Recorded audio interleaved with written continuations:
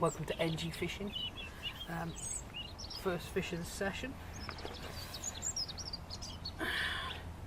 Nice common. Taking on my version of the hinge stiff rig. It's slightly different, so I'll show you that. I'll slip this one back and hopefully we'll get another one. Okay guys, you just see me have that fish on my version of the hinge stiff rig, so I'm going to show you how I tie that up now. First I'll take some stiff link, or some stiff mono type stuff. This is the ESPN one, but Korda do one, Nash do one, there's loads out there, so I'll just take a generous couple of inches off that. Then onto that I take a choddy hook, or a choddy style hook. It doesn't have to be, but I mean this isn't a big branded hook, but like I said to you before, they don't do me any favours, so I'm not going to do them any favours. And all I do first is I just use a knotless knot and tie it on. Now a lot of people use special whipping knots. I know Danny Fairbrass on all his videos uses a special whipping knot. I've never had a problem with just doing it with a standard knotless knot, but I only use 4 turns. So I've gone through the hook there, through the eye, out the back end. I whip it down 4 times. 1, 2, 3, 4. I put the tag end back through the eye of the hook from the back end, wet it and just slide it all down. Then onto that, something else that I do slightly differently is I'll add a micro swivel rather than a rig ring. I just find that it gives me more movement. It means that the bait will literally move out of the way when the fish sucks it in, leaving the hook to go in. So I've just popped that on the tag end, and I'll pass that back through the eye of the hook, like so. Like that. There we go, you see that there? And then I'll just tease it down. I like to have it quite close because the swivels are quite big. I just trim off, so I try and line it up with the point of the hook. Trim it. Take a lighter, and then just blob the end. And then when it looks like it's getting close, just blow it out.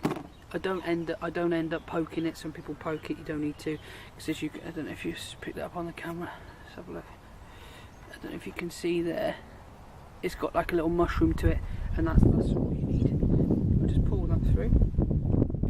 Then I take my ring swivel. So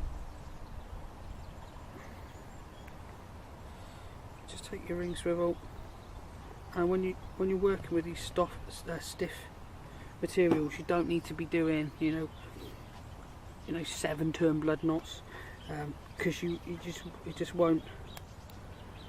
You'd struggle to get it to tease down, so you only need to use 2. So what I'll do is pop the ring swivel on the end like so. So the ring swivel's on there. Judge how big I want it to be, or how high I want the pop up to sit, and then I just twist it twice. 1, 2, oh wait, 1 second. You can either tie it straight on, which I do sometimes, and have it fixed to the top of the swivel, or another thing that I've been messing around with at the moment is popping it on and then tying a loop, just to give even more movement into the rig. So to do that, just create a small loop. So twist it over and just pass the ring swivel through it. It is quite fiddly, but it just gives the rig a little bit of extra movement. Wet it. Now just with that one twist in there, that is fine. It's not gonna come off because the material is so stiff. So all I've done is formed a loop, passed it through, and then pulled it down just through it once. Trim off the tag ends, just leaving a little bit showing. Now the knot isn't going to slip. I know the knot's not going to slip, but I like to blob the other end, just because with these materials, when you cut them, they can be quite sharp. So just by blobbing it, if the fish takes it right back normally, then you nail them right in the middle lip. But you know, I don't want the fish catching it underneath and potentially damaging themselves just on that little bit of trailing line. So that's there is my little stiff section for my hinge stiff. So now what I do is those of you who've seen my videos before know that I love fluorocarbon. So I've got some IQ in a 15 £. You can also use the soft ghost. It's just what I got on me today. And basically I'll take a general bit of that, generous piece of that. I tie it to the ring on the swivel, the big ring.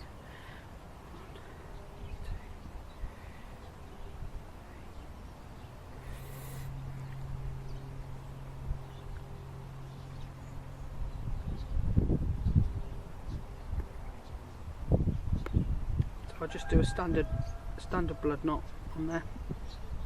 That just goes straight onto the ring swivel. Ooh. Make sure you wet it down. Like so. Then with that, just cut the tag end. You don't need to blob that. That's fine. Then on the other side, I just tie a loop in. I go make a loop, go through it once, go through it twice. If you're struggling to get it through, sometimes just using your needle will help. Oh, fish on!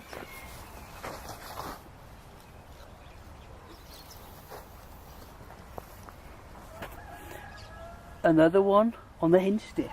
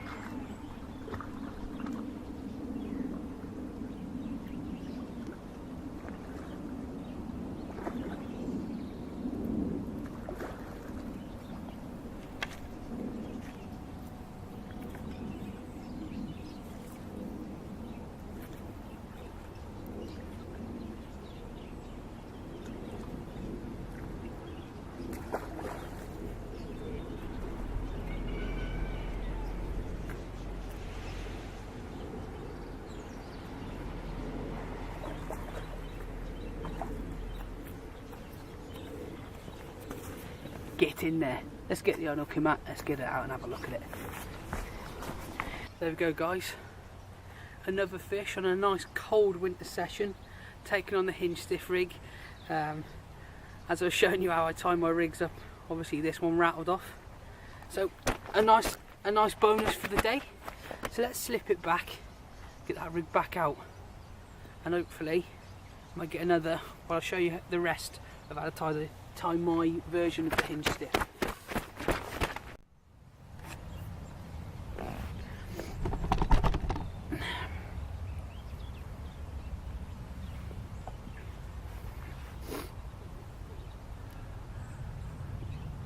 So as I was saying before we had that fish out on my hinge stiff, so I've tied it onto the link swivel, and then I just tie a loop in the end, and I'm attaching it with a quick change swivel onto a lead clip. Normally I fish you know, most of you that see my videos would know that I like to fish lead core. So today, where I am at Warren Mill, it's not that silty to warrant fishing like a helicopter, because I would often use a helicopter system with this, in thick weed and thick silt, but this is quite gravelly. It's just like leaves and stuff on the bottom. So I fish this with a lead clip in here. I'm fishing it with a lead clip today, so the idea being that the boom will sit on the bottom just with a pop-up proud. When it comes down to pop-ups, there's loads of pop-ups to choose from. I've already got to go in my bag, and I've still got some sticky. I've got obviously the homemade ones that I've done recently, which I have been using today. There's all sorts really. I've got some of the Fish It Bakes ones in the Tootie Scopex. They're doing quite well as well. So I'm just gonna take one of these out of here. We're gonna go for an orange. No, we won't. We'll go for a brown one. Sometimes, you know, the reason why when I've made these, I've made two colours, is sometimes there might be a particular colour that they like, or you know, they might want a bright one that's just going to get their head down, or a brown one. In this case, I'm actually going to use a dumbbell. I'm going to stick a dumbbell on here. So all you do, bait your needle through, floss, cheapest chips from Tesco. Don't bother buying it from the tackle companies. I think I paid about 80-90p for that. And if you went to the tackle shop to buy floss, you're looking at about £3, and it's pretty much the same thing. I use the one I got is minty, but I don't think it makes a difference. It doesn't stop me catching fish. So take a bait stop. Just put bait stop on there, like so. That's how I like to do it. So I've pulled it through. So there's like a little loop, bait stop on it. I've got the two tag ends. I take the swivel. Now, by having a swivel, there's several ways you can mount this on. You can either mount it on the first part of the swivel and have a fair bit of distance. What I like to do is I'll pop it through the first eye of the swivel, then I push that up inside the bait, and then I tie it on the other one.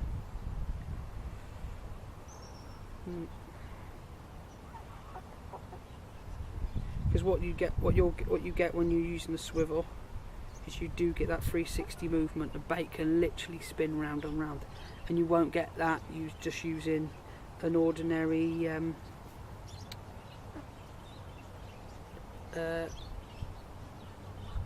like a bait screw or anything like that, or a rig ring. You won't get that 360 movement, where with this you will.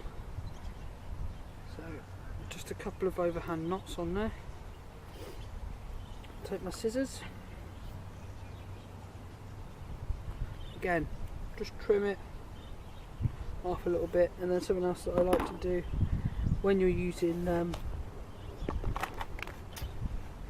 floss, particularly the supermarket floss, I like just to take the lighter and I like to just burn the ends down, and again you get like you pretty much set fire to it, and it goes up really well, but you just blow it out just before it gets to the rig, like that, then it just prevents the slippage. So there we go. Now obviously if I put that in the water now, it's going to sit like that. So I obviously need to counterbalance the pop-up. Now there's several ways you can do that. Most places will tell you, or most videos on YouTube will say stick a bit of putty around your knot, happy days, and that works well, and I do use putty. But what else I like to use,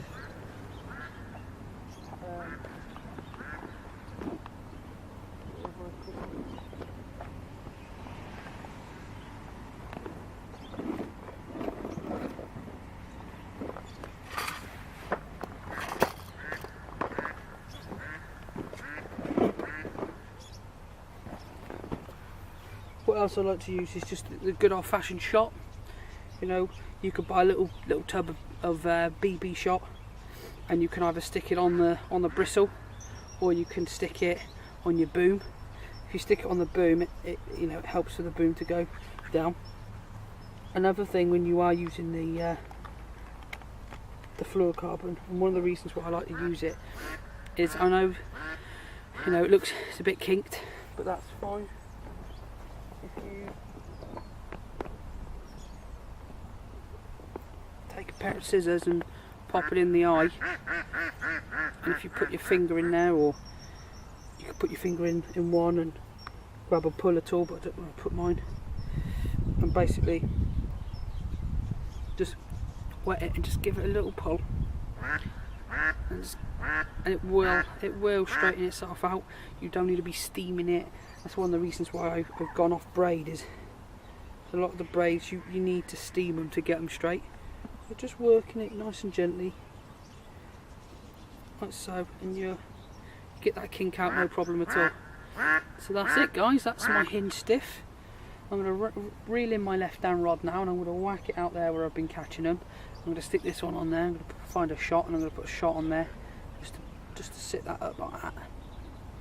So yeah, that's how I tie my hinge stiff rigs. If you've got any questions about that, guys, please let me know. But like, materials wise, you don't have to use exactly what I'm using. You just got to use a fluorocarbon. Like I said, this case I'm using the IQ, but I do use Ghost for it.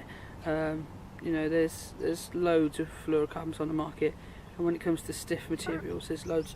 The reason why I use this ESPM one is because it's cheap. It's about 3-4 quid. So yeah, there we go, guys.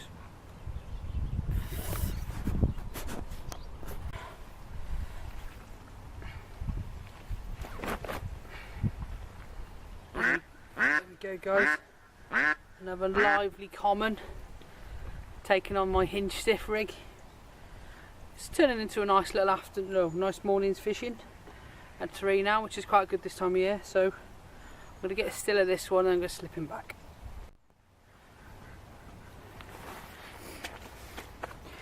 Here we go then, guys. Had that fish that you just saw, whacked it straight back out on the spot, putting a new pop-up on, one of my homemade specials that you can see in another video. Minutes. I didn't even have time to have a drink. It'd gone off. It's stunning, small common, but it's beautiful colours on it. Not a monster, but hey, when you're fishing in these conditions, any fish will do. And I tell you what, you put up a heck of a scrap for a little fella. So let's slip him back. You have to put another one of them pop-ups on and whip it back out. So when I'm fishing, just want to take a minute out and just give you some of my top tips really for fishing in the winter months or colder months. The first tip for me would be your venue. You want to pick somewhere which has got a good head of fish. And there's always a good chance of a bite. Today I'm at Warramill, just up between Cardiff and Cowbridge in South Wales. It's not an easy water by any stretch of the imagination, unless you know what you're doing. So locating the fish is key, and knock already. Location of the fish is key, and you find on a lake like this, it's an old old mill pond basically. The water used to flow through here, there used to be a wheel that would turn for a mill. So there's flow, and for me this time of year that's quite important, to have a bit of flow going through the water. Having water coming in and water going out, it increases the oxygen levels, and I think personally it helps to keep the fish active and keep them feeding. So your lake choice is key. There's no point fishing difficult syndicate waters where you're normally only going to get sort of 3 or 4 fish a season, because if they're not feeding in the summer, you don't catch them in the summer, you're going to really struggle in the winter. And then when that comes to spring again, when you start getting back on those sort of waters, you're going to be, your heart's not going to be in it. So your lake choice is key. Then alongside obviously lake choice is location. You've got to locate the fish. Now when I turned up this morning, I picked this particular area. I call it the car park peg. It is right next to the car park. It's not walking all the way around the lake, but from this peg I can see the majority of the lake. We have an island at the far end of the lake, which is very shallow around the back end of it. But from this swim here I can see the whole lake, or the majority of it anyway. And they started up fishing against, they got some boardwalks which have seen better days. I started fishing up against them, which is known to produce fish. But I saw one fish crash out up against the island, or to the left of the island, and that was it then. Rods were on it, and then since then I've been catching well. So it's looking for those signs. I was fortunate that a fish, head and shoulders out of the water, or you might see bubbling, but you're not going to see a lot this time of year. Fish aren't really digging their head in the silt and really, churning everything up. So you've got to keep your eyes on the ball. You've got to keep your eyes focused on the water, looking for those fish. And then rigs, as you've seen, I've been fishing the hinge stiff today. And this time of year for me, I love a pop-up. I love fishing a pop-up this time of year. This lake itself isn't particularly silty. It's not particularly weedy. It's pretty much gravel. There are patches of silt, but nothing kind of to panic you. You could fish a wafter rig over the top of it and you'd be fine. What you do have this time of year in any lake is you have the leaves. Around this lake there's quite a few trees, and the leaves have obviously come off the trees now, and they will enter the water. There's loads along the bank, but they will enter the water, and you can see that in the margins. So the reason why I'm fishing a hinge stiff, I put a choddy out on another, cause just something a bit different, is just to make sure my hook and my hook bait are clear from any debris on the bottom. So that's the rig that I like to use this time of year.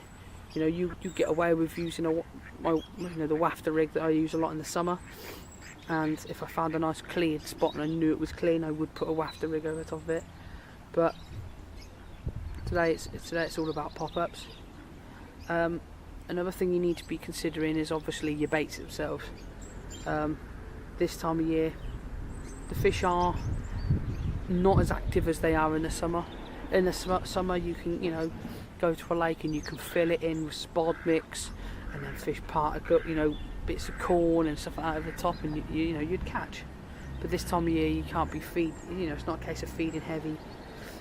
So I've literally gone very, very, very minimal today. I'm literally just putting out singles at the moment. So I've seen those fish crash. I've put the hinge stiff, or my version of the hinge stiff, out there, and within half an hour it's gone, by using good quality pop-ups, with different kind of flavours. And it's got to be something you are confident in. Confidence when you're fishing is massive. There's no point putting a bait out there that you're not confident in. I wouldn't come down. I wouldn't fish that much pellet this time of year because I wouldn't have the confidence in it. Where a pop-up, I would. You would catch on pellet, but you'd probably get the bream going. So find a bait you're confident in. You know, maybe a bait that you have used in the summer. You can still use it in the winter. I've still got some of the sticky krill in the bag. I've got some of my fish it baits, Tootie and Scopex. I've got some coconut creams from fish it baits, and then obviously I've got them special pop-ups that I have made myself. I showed you guys how I've done them, which is completely different to anything they would have ever seen before. And sometimes that's what you need this time of year.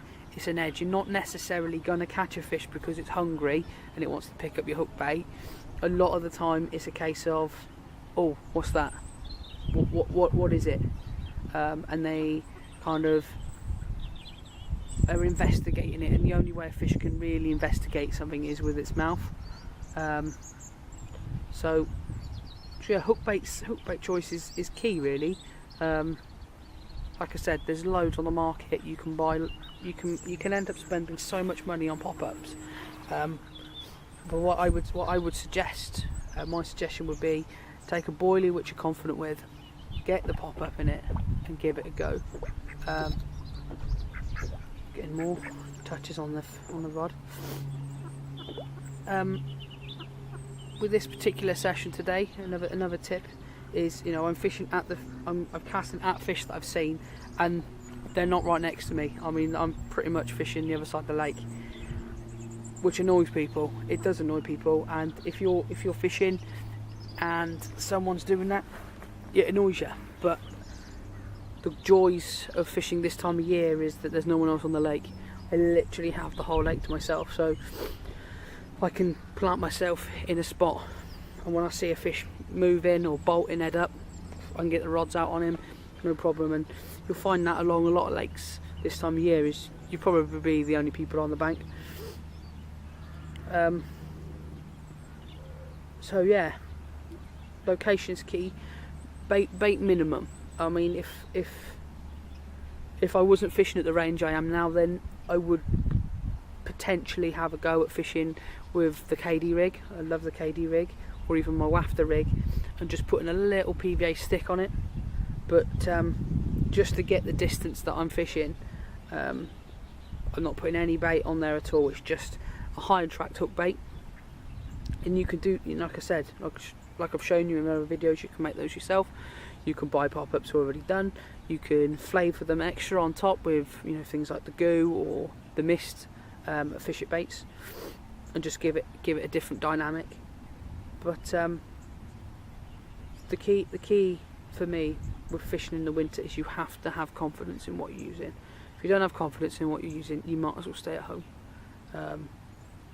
because it's your confidence in that bait that's going to make you leave it out there longer until that fish picks it up, if a fish picks it up. You know, in the summer you put a hook bait out, it could be gone in minutes. You can be bagging up, as they call it, catching non-stop. But this time of year the fish are slower, they're not moving around, and it's finding them and putting a hook bait in front of them, which is what's going to give you the success.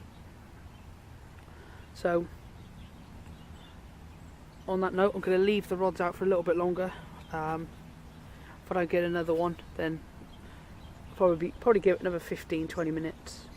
I've had quite a nice morning. I've had a fair few fish out, and I've had fish out on my own hook baits, which is always a massive bonus, guys. If any of you ever make your own hook baits and you take them and you actually catch on them, it's a massive buzz. You know, it gives you so much more confidence that actually what you're doing, producing, that thing that's slightly different, is actually giving you an edge. And for this time of year, for it to give me an edge is really, really key. Bring on the summer and the spring, when I'll be using them still then, and people will be wondering what I'm using, but it's top secret between me and you guys who watch the videos on YouTube. So that's it on my tips for fishing in the winter. Get out there and give it a go. It's not easy. You do need to think about it. Think about your lake. That is definitely something you need to do.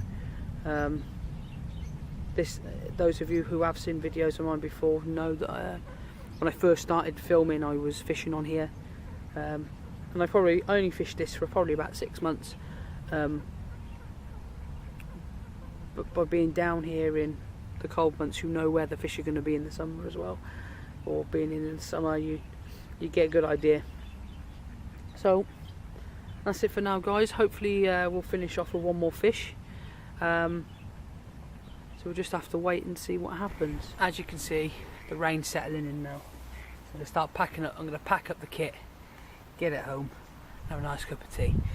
If you've got any questions about anything you've seen in this video, please ask. If not, guys, enjoy your fishing.